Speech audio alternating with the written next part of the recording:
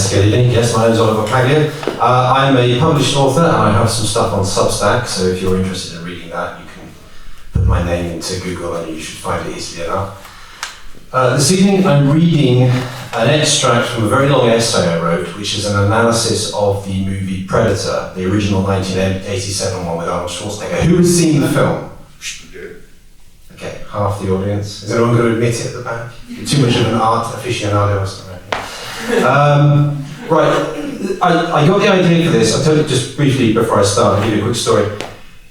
I went to the 30th anniversary screening in Beer Paradise in 2017 of this film, and it was the best night in the cinema of my life. It was incredible.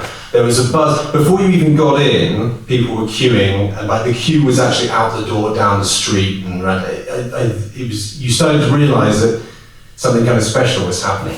Once you got inside and you managed to get your seat, they actually put extra deck chairs out in the aisles on the side so more people could come in. So that's how many people wanted to come and see this film.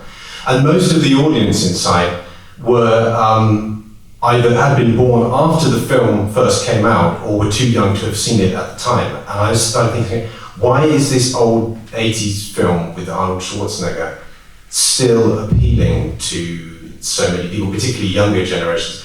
I think there might have been a new one, but the last special edition Blu-ray that was put out was in 2018. And does anybody go on YouTube much and watch Reactor channel? Do you know what I mean by Reactor? You know, usually younger people, but people who film themselves reacting to watching films. Well, this Predator film they all do it. It seems it's kind of like a rite of passage for reactors or something. And every time there is a fascination with this film, there is a kind of wow factor. And I walked out of there thinking, there's something about this film that I have to kind of analyse and work out why it's still, because I mean, it did okay when it came out at the box office in '87, but it's become even more popular since then. And all the media changes with DVD, Blu-ray, streaming, all the rest of it, it's still there and it's still as popular as ever. And I wanted to find out why. One of my kind of preoccupations intellectually is kind of mythic storytelling and the study of myth. Does the name Joseph Campbell mean anything to anybody here? Yeah, there's one guy nodding. Anybody else? Yeah, right. Hero with a Thousand Faces, has anyone read it? Yeah. This guy, me and him, we're talking later. Anyway, without further ado, I'll get on with it. So I hope this makes sense. I'm going to begin with a brief epigraph. 3 US Marines were assassinated in El Salvador in 1984. Ronald Reagan, George Bush, George Shultz, Caspar Weinberger, and Robert McFarlane all stood on the tarmac of Andrews Air Force Base when the Marines' caskets came home. Reagan pledged that the United States would, quote, find the jackals and bring them and their colleagues in terror to justice, end quote. We've heard that before, haven't we? In the end, Reagan decided against launching any air attacks for fear of civilian casualties, but according to several reports, a special squad of US Rangers was dispatched on a retaliatory raid that wiped out the entire FMLN, or Farabundo Marti Front for National Liberation training camp, killing 83 people. And that's from the United States and Central America, 1977 to 1992, Our Own Backyard by William M. Leogrand. Okay, the essay I wrote is titled Predator, From Geopolitics to Mythic Magic. And I will now read you the introduction.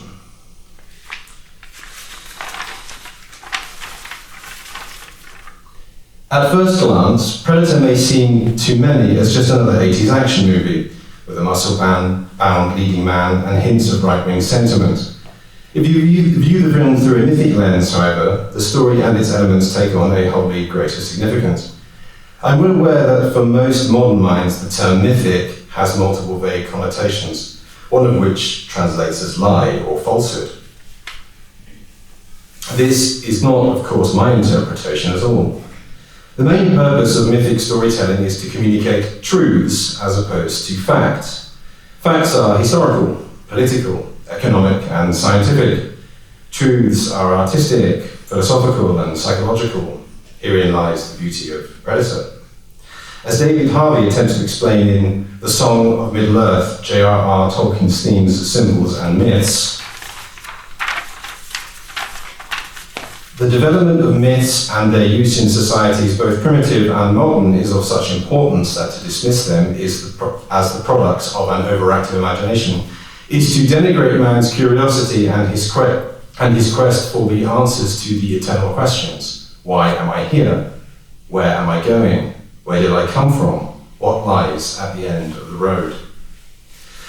The film is set in a contemporary backdrop for its time, namely the United States government's involvement in Central America during the 1980s. But as it concerns the story, it is exactly that, just a backdrop. Before the narrative reaches its midpoint, the characters cross over into a mythical jungle environment in which they are forced to confront the predator.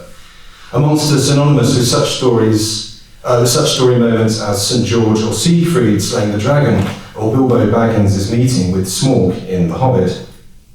Having said this, it is not my intention to be dismissive of the geopolitical and historical placing of the film. On the contrary, it is essential to establishing the psyche of the modern Western man, as opposed to his pre-industrial ancestors, in just how relevant a story like Predator is to our culture, and to think of it within the context of an ideological battle of the 20th century between communism and the liberal democratic West, led by the United States that promoted free trade and private enterprise. As well as this, the Predator, with its stealthy invisibility and advanced firepower, hints at another crucial part of modern man's identity, his profound secular faith in technology as a method for life, and the hellish forces it can all too easily unleash anywhere in the world with demonic ferocity and speed. As Jeffrey Burton Russell put it in Mephistopheles, the devil in the modern world.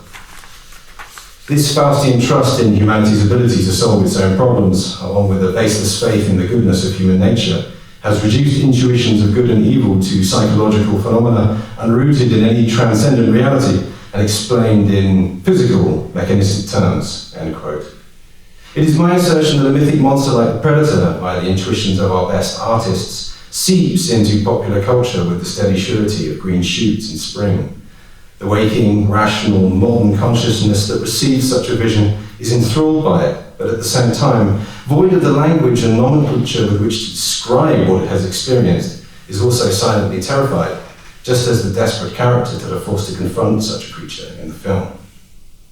My intention is to give the reader a guide to such things, and hopefully to inspire those that wish to undertake their own artistic works, particularly when it comes to the difficult and half-forgotten art of crafting a truly mythic story. How successful I will be, only posterity can know.